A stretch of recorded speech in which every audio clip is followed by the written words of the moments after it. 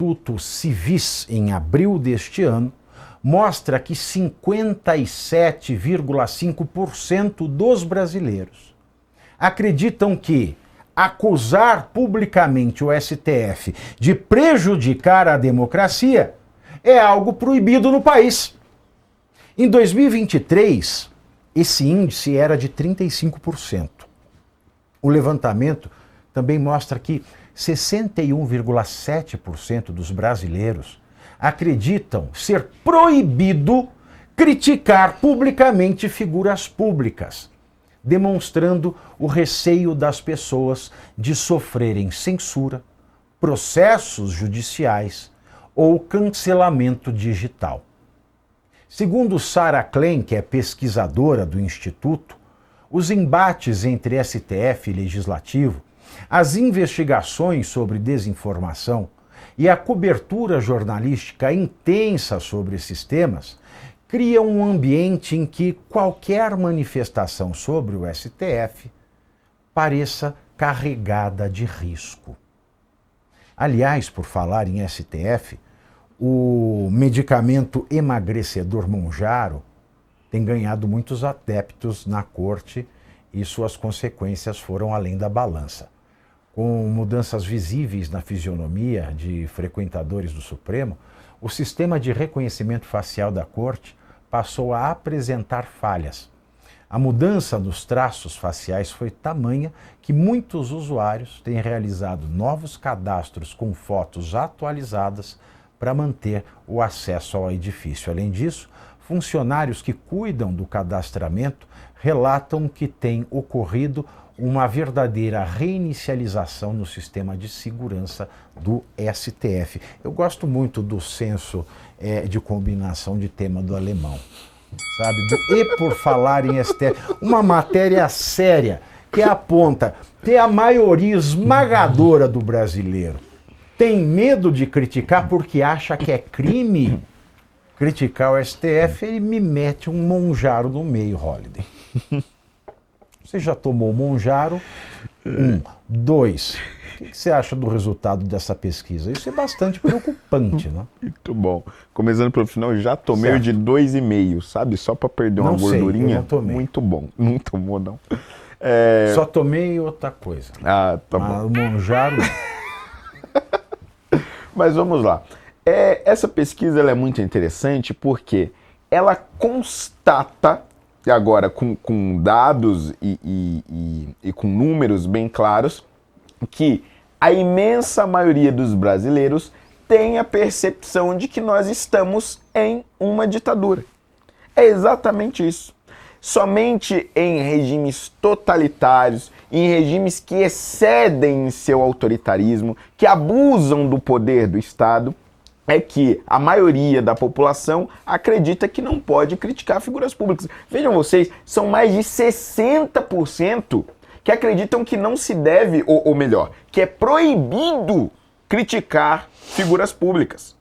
São mais de 57% os que acreditam que estão proibidos de dizer que o Supremo Tribunal Federal traz prejuízos ao nosso sistema democrático.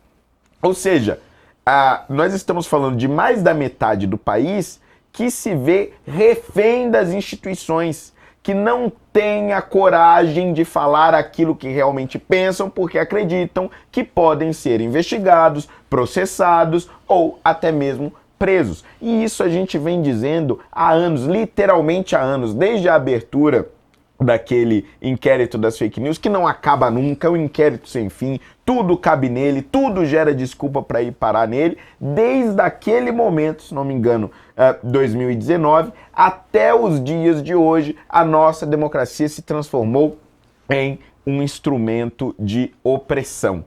Quer dizer, democracia simplesmente não há. O que há é um ambiente onde as pessoas, por mais aquelas que não acompanham política, que não acompanham o noticiário cotidianamente, todas essas pessoas têm uma nítida impressão de que já não podem mais se pronunciar como antes. E veja, o índice era de 35% no ano de 2023. E ali já tinha inquérito das fake news, você já tinha todo este clima, digamos assim, no meio político. E avançou quanto mais nós nos aproximamos das eleições. E por que isso aconteceu? Porque o STF também foi avançando cada vez mais no seu autoritarismo.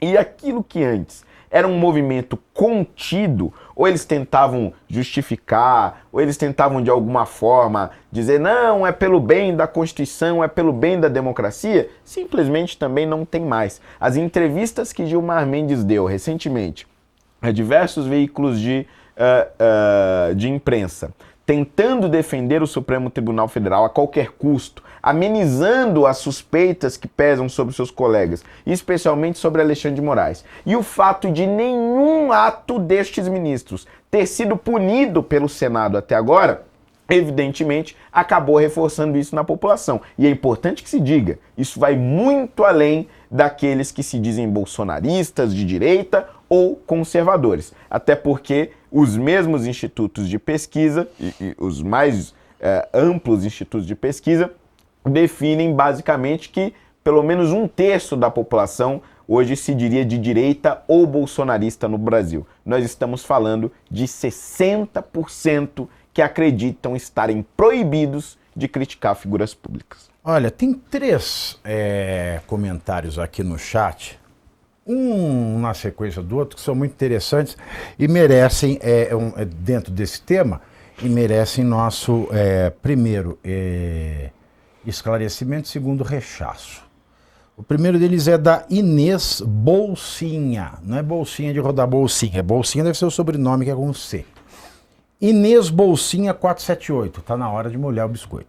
Ela diz o seguinte: pior, que não tem R, né? Pior não é criticar o STF, e sim criticar o ato mais democrático, que são as eleições. Coração. Cara Inês Bolsinha, pior não é nem criticar o STF, nem criticar as eleições. Pior é não poder criticar. Ponto. E segundo, o ato mais democrático não são as eleições. O ato mais democrático numa democracia é o ato de poder criticar. É isso que democracia, no fundo, quer dizer. Não é poder votar, é poder criticar. E pode existir até um arranjo de regime, como da democracia direta, em que todo mundo vota tudo por plebiscito. Então, o plebiscito, você não está escolhendo alguém. Você já está criticando, endossando certa matéria. Mas a essência é a crítica, é a contestação ou a concordância. O voto é uma espécie de crítica. Antes do voto vem a crítica. Então, o ato mais democrático é criticar, e não tem nem pior não poder criticar o STF e criticar a eleição. O pior é não poder criticar. Depois vem o Dorgival Virgínio. Apesar de eu não ter roupa para conversar com uma pessoa que se chama Dorgival Virgínio, ele diz o seguinte, ele faz uma pergunta sem ponto de interrogação, que é: como discutir com bolsonarista que corta havaianas e bebe detergente? Dorgival Virgínio, eu não sei. Quando você descobrir, você me conta. Porque eu não costumo conversar nem com quem corta havaiana e bebe detergente, nem com quem traz assuntos que não estão sendo discutidos como argumento de uma discussão. E esse assunto de tomar detergente já foi tópico de discussão, de ridicularização, de piada e de crítica. Então você está um pouco atrasado. Por fim, tem o Igor Coe, 9687, que diz o seguinte: autoriza o Xandão. Meu filho, você não autoriza nada. Quem autoriza é o Xandão. E se um dia ele não for com a sua cara, aliás, ele nem sabe que você existe, você não está autorizado nem a se autorizar a achar que autoriza alguém.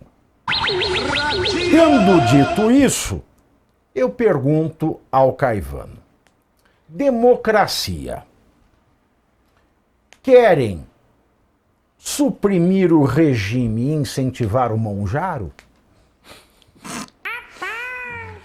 A junção ficou perfeita das duas matérias. Eu não vou nem falar de Monjaro, né, Pavi? Eu vou falar de democracia.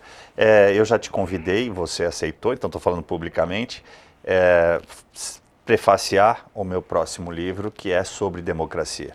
E para poder escrever esse livro, eu li outros 80 livros, 80 autores, vários deles pregando coisas diferentes, mas que são necessárias para a gente desenvolver a nossa convicção e falar sobre um determinado assunto. E você foi preciso, Pavi. Democracia não existe sem crítica. Que a democracia prevê a liberdade. E aí é básico, né? É até uma definição que nem é tão aceita assim, de maneira unânime, que é do Hans Kelsen, de dizer que democracia prevê, antes de qualquer coisa, a liberdade. Que bom que existe no país, apesar dessa pesquisa trazer para a gente uma constatação de algo que a gente já percebia, né? A opinião pública, deixa eu voltar um ponto aqui, ó. Opinião pública é considerado pelos autores do assunto, pelos especialistas do assunto, como aquele pensamento que se torna hegemônico na população. Porque o político vive da opinião pública, nós aqui no programa vivemos da opinião pública, ela é segmentada, mas ela representa, obviamente, a população de um determinado estado. E o Holliday já foi muito preciso também, que é aquilo que a gente sempre fala, que a gente vive um estado de exceção. E por um simples motivo, se não existe o respeito às leis e à própria Constituição, você está num estado de exceção. E juntando tudo isso, já que a matéria, né, já que a pesquisa fala sobre proibição, de repente, de criticar alguém, no artigo 5º, inciso 2º da Constituição Federal, está lá um dos dois pilares do princípio da legalidade, que não é seguido, obviamente, pelo STF, que é que ninguém é obrigado a fazer ou deixar de fazer algo se não previsto em lei. E o inciso 39 do mesmo artigo 5º diz que não há crime sem lei anterior que o defina, nem pena sem prévia cominação legal. O que tudo isso significa? Que precisa de uma lei para te proibir de fazer algo. Precisaria de uma lei para dizer que você pode ou não dizer alguma coisa contra alguém. No entanto, também na Constituição Federal, em vários incisos, 4º, o 6, o 12, você tem lá que nem lei pode ser desenvolvida pelo Legislativo que proíba a sua liberdade. Olha o tamanho da importância da liberdade. Mas de maneira, eu até diria, não subreptícia, porque não foi feito às escondidas, foi feito muito claramente. Você tem o inquérito do fim do mundo, 4781, lá de 14 de março de 2019, que começou a privar liberdades e garantias constitucionais. Você tem o caso Daniel Silveira, que suprimiu o quaisquer da imunidade de um parlamentar que estava com o seu mandato em vigor, por uma fala, por uma crítica, embora você não concorde. Aí eu trago aqui a síntese do pensamento de Voltaire, que eu gosto muito, que é, eu posso não concordar com o que você está falando, mas particularmente eu vou defender até a morte o teu direito de dizer. Porque segundo Montesquieu, a ameaça que se faz a um é injustiça que se faz a todos. Lewandowski falou na semana passada que Montesquieu está ultrapassado. Obrigado pela lembrança. Nós somos retardados mentais, Montesquieu já era. Já era. Então, mas a frase é bonita. Como diria Camões, cesse tudo que a antiga musa canta, que um outro valor mais alto se alevanda. Lewandowski. Que beleza. Que beleza, mas de fato eu gosto muito também dessa frase, a ameaça que se faz a um é a injustiça que se faz a todos. E aí quando você tergiversa ou manipula o conceito, esvazia, como o Pavinato falou aqui, esvazia o significado de um conceito, não estou nem falando de uma palavra, do conceito de liberdade de expressão, você propicia que a maioria das pessoas no Brasil de hoje temam fazer uma crítica. E porque nós temos, já que essa pessoa aí ovacionou o Xandão, O Xandão foi alguém que lá atrás disse uma frase celebrizada: não quer ser criticado, não saia para a vida pública. Ora, então, para ele, na visão dele, antes de tudo isso que está acontecendo no Brasil, talvez antes de Bolsonaro, ele previa que a liberdade era também absoluta e que todas as pessoas tinham o direito de criticar. Vou finalizar dizendo o seguinte: não só durante o governo Bolsonaro, que eu acabei de falar para você, 2019 e 2021, que é a prisão do Daniel Silveira, chancelada pelos seus próprios pares.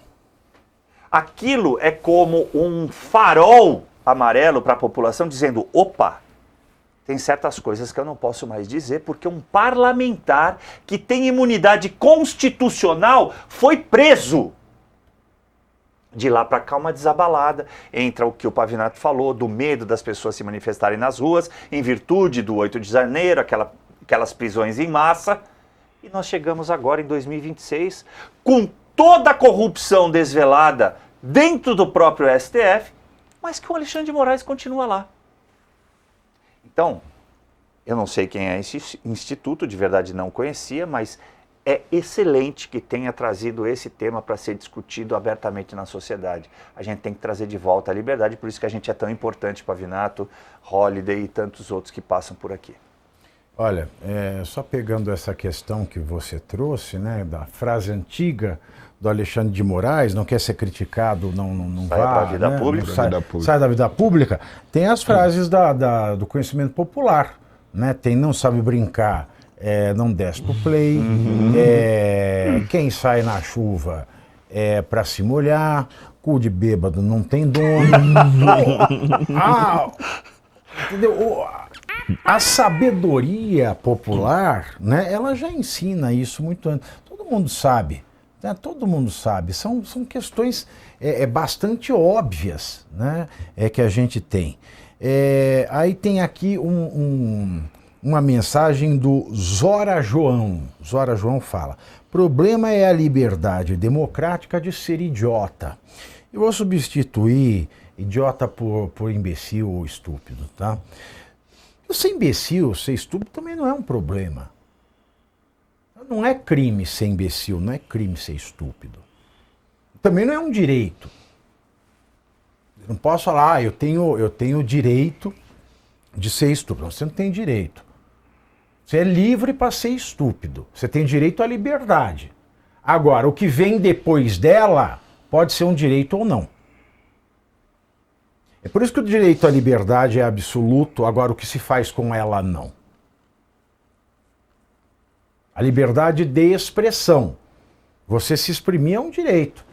Agora, você pode escolher, porque a expressão não é só falar. Expressão é viver, é atuar, é se desenvolver no mundo. Então eu quero me exprimir matando alguém. Eu quero exprimir minha raiva do Holliday matando o Holliday. Eu sei que isso é considerado crime. Então eu tenho a liberdade de me colocar em uma situação em que a minha liberdade vai ser tolhida como penalidade dessa expressão do ódio. Mas isso vai ser considerado crime ou não depois do devido processo legal. Ninguém pode falar de antemão se eu cometi um crime ou não. O resultado, ele cometeu um crime, só vem depois do devido processo legal. O que está acontecendo no Brasil é a criminalização prévia, é a criminalização sem o devido processo legal. E isso é inadmissível. Mas com as redes sociais, agora é tudo muito rápido. Azar o nosso. Azar de quem se coloca num display público em uma democracia que requer críticas àqueles que estão no display público. Porque estava todo mundo muito acostumado, quando se era autoridade, antes das redes sociais, estava todo mundo acostumado a ser ouvido e não ouvir. O brasileiro não tinha voz. Antes da rede social, nenhum cidadão de nenhum país tinha voz. Ou você era candidato, E aí você obrigava o resto dos seus concidadãos a te ouvir no horário eleitoral, gratuito, mas não muito, que custa caro. Ou você é uma autoridade eleita, ou uma figura pública, e o resto dos seus concidadãos são obrigados a ver você no noticiário, ou no mínimo, na Voz do Brasil. Aí quando vem a rede social, esse pessoal que só estava acostumado a falar e nunca ouvir, não gosta do que ouviu. Porque esse pessoal dava desculpa de democrático, mas na hora de ouvir o povo, aí ficou, ai, as redes do ódio, ai, as críticas criminosas, ai, isso, aquilo, outro. Então isso é um teste para a democracia. A democracia é difícil. Tão difícil que quem está no poder, quem está por cima, não aceita que a gentalha se misture no debate. Essa que é a grande verdade. Aí tem uma outra pessoa que diz aqui também, falou várias vezes, Pavinato, fala aí sobre o Caiado. Acha uma boa opção para o Brasil? Meu querido, eu não acho que o Caiado seja opção sequer. É verdade. Deixa eu te interromper, Pavê. Claro. Como é que nós estamos na audiência? Já... Nós estamos Matsumoto, ninguém quer saber porque o Fernando Holliday é Holliday. Pessoal, me ajuda, eu quero saber por que ele é Holliday. Ficou no passado. Tem 7 mil pessoas ao vivo simultaneamente, nós não vamos chegar a 10 nem a pau Juvenal. Então é isso. Só se isso rolar um plantão nos próximos 20 minutos. É isso aí. E olha, eu vou falar uma coisa para vocês, eu vou reduzir o tom das minhas críticas. Porque para menos de 10 mil também eu não vou ficar me pondo o meu rabo no display também não. Tem razão, né? Porque depois é você que paga. Depois eu que pago, depois é minha mãe que sofre, depois não é ninguém. Não, na hora de eu chamar para vir para cá, não vem. Então é assim. Aí o Marcos de Assis 294 que escreve coisas esotéricas que eu não entendo. Ele perguntou se eu gostei do show do Zezé de Camargo. Não é que show. É sexta-feira agora. Então, eu não tenho poderes mediúnicos para saber ainda. É que ele ouviu o Segré falar hoje, para ver. O Segré falou que vai com vocês. Ele falou, sabe? Ele também usou a mesma técnica aí, ó. Vamos crescer o número de like? Sabe com quem que eu vou passar o dia dos namorados? A noite dos namorados? Aí a galera quis saber, aí ele contou com o Pavinato. Não, comigo não. Vai no show do não é comigo. Ele vai no mesmo show que eu. Essa história mal contada aí. Essa história de homossexual pra cima de Moá. Não, aí ele falou que vocês vão de cima de Moá. Falou que vocês vão formar um trisal. Pode parar. Que história vergonhosa. Que o Felipe vai também, hein, que Felipe? História vergonhosa. História vergonhosa. Não, o Felipe vai pro Sérgio, amigo. Não pode não, então para que pode parar com essa história aí. Deus, minha parada gay foi ontem. Parou com isso aí. O que mais que eu tenho para dizer aqui? Falando aqui, ó, a audiência é qualificada. Vai tomar no seu cofre antes que eu me esqueça. A audiência é qualificada. É qualificada, não nego. Tirando um e outro aqui do chat, que não é nem qualificado para passar em português no Enem, e hoje pontua quem erra, né, no Enem. Então, assim, tirando o pessoal que não consegue passar no Enem com o português aqui do chat, de fato, é uma audiência qualificada. Mas eu tenho pensado seriamente em mudar o horário desse programa. Eu acho que é muito tarde esse programa. O que vocês acham aí no chat? Eu vou fazer depois uma pesquisa mais qualificada. Põe aí, o alemão, uma enquete, tá? Rolando, perguntando, né, para as pessoas se fica melhor fazer o Pavinato 6h30, tá? Porque eu estou... Não está ótimo o horário, não estão falando aqui que o horário está ótimo. Para mim não está ótimo. Estaria ótimo se eu estivesse bombando aqui. Se Se eu tivesse 15 mil pessoas ao vivo simultaneamente, estaria ótimo. Eu estaria assim, ó, que nem o forró universitário. Eu tô rindo à toa. Eu estaria assim, tá? Mas não tá assim, então não tá. Então, agora, outra pauta aqui, de acordo com o jornal, o